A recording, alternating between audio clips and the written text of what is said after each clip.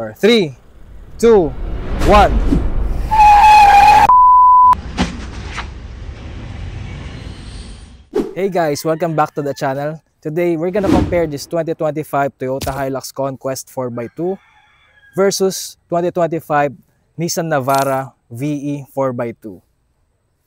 So we're gonna compare these two reliable Japanese pickups. And this is gonna be the final facelift before lumabas yung all-new Toyota Hilux sa November. And for the Nissan Navara, ito na rin yung final form niya for lumabas na yung all-new Nissan Navara. Sa mga nagsasabi na sa all-new Hilux lalabas na naman, bago ba yung makina? Of course not. It will adopt this engine. Still, this is the 2GD FTV engine. So this is a 2.4 version. 140 horsepower or 148 horsepower, 400 Newton meters of torque. Versus sa Nissan Navara na YD25. And this engine was engineered back in 2005. So basically 20 years technology. But if it's not broken, don't fix it. So in-enhance lang nila yung power. And mas malakas pa yung power ng Nissan Navara compared sa Hilux. It has 178 horsepower, 450 Newton meters of torque. Stock naman parehas yung setup nila. Although nag one size up yung pinsan ko ng tires. And also mine. Aesthetics wise, parehas naman sila may LED headlamps. Although sa Navara, meron siyang quad LED dito. Both have LED fog lamps din. Sa side profile naman, mas maraming chrome si Navara, of course, compare sa Conquest. Depende sa variant. Silipin lang natin loob ng Nissan Navara. And there you can see yung screens niya, digital cluster na rin. At meron din siyang digital display dito. So yung sa Navara VE, ganito yung susi niya. Flip key. Start natin.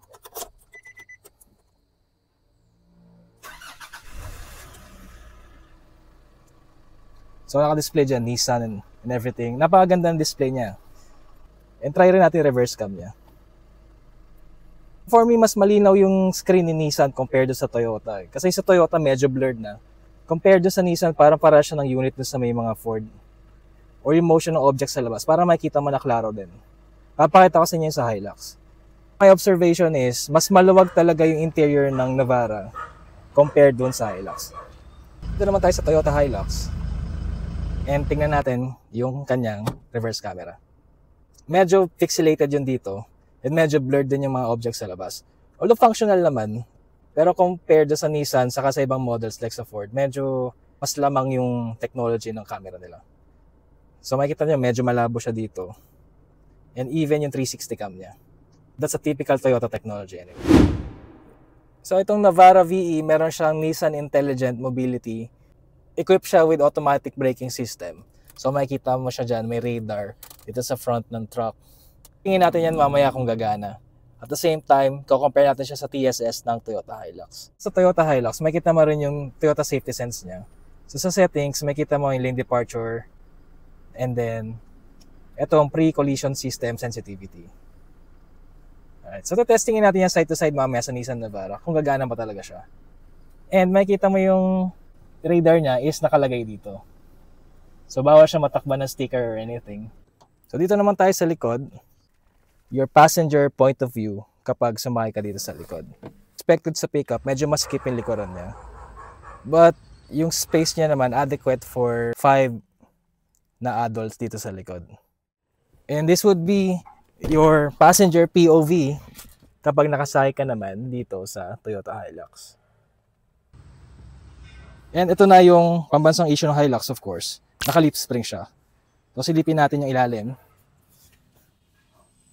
So as you can see, solid axle siya. Meron lang leaf spring.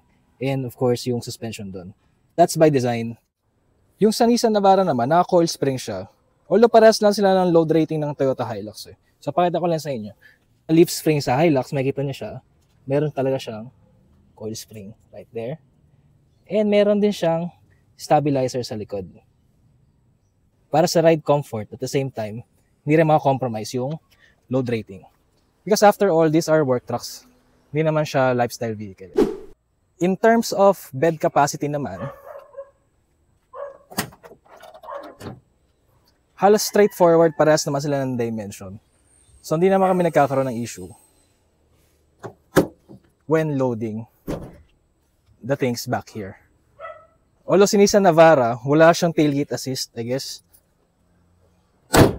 Meron ba to? Wala. So wala siyang tailgate assist. So medyo mabigat siya. Unlike dito sa Hilux, ganyan lang yung pagsara niya. So again, you can load 1 ton at least for each pickup. So hindi naman na-compromise yung load rating niya. So testingin natin kung gumagana yung safety features niya na auto braking system for both vehicles. So Nissan Intelligent Mobility versus Toyota Safety Sense. So let's go. Para testingin natin kung gagana yung automatic braking system niya if merong pedestrian sa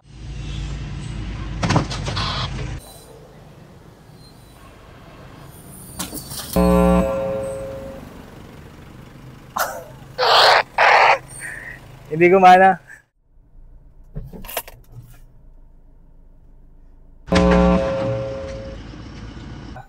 Atas ako straight lang. Sa speed, no? Parang kailangan at least mga 20. O sige, try natin. Isa pa, try ulit natin. 3, 2, 1, go!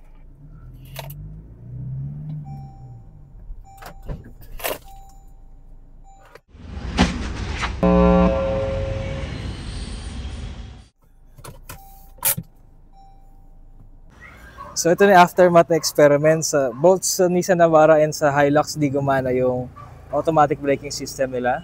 Hindi ko lang alam kung may mali lang kami ginawa doon sa system para hindi na-detect yung stationary object natin. Siguro sabi mo mga kailangan may gumagalaw sa paligid. Although kompleto naman, may road markings naman tayo, hindi lang talaga na-working experiment. Anyway, so para magkaalaman na kung ano mas malakas sa pickup, Conquest ba or Nissan Navara VE, mag-tug of war sila. Gawin natin itong test na to. Or 3, 2,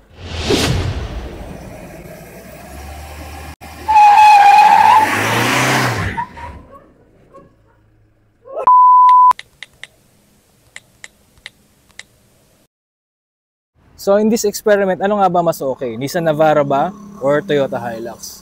At the end of the day, depende yan kung ano yung magsusuit sa personality mo. Each car has unique features like the Navara and the Hilux na unique sa each unit. At the end of the day, kailangan mo lang makakasama mo sa trabaho na very reliable, magsa-start every day at hindi ka bibigyan ng problema. So if you like this video, please consider subscribing. And for more videos like this, hit the bell button and like, of course. Pwede nyo rin siyang i-share sa mga pickup enthusiasts sa inyo. And thank you for watching.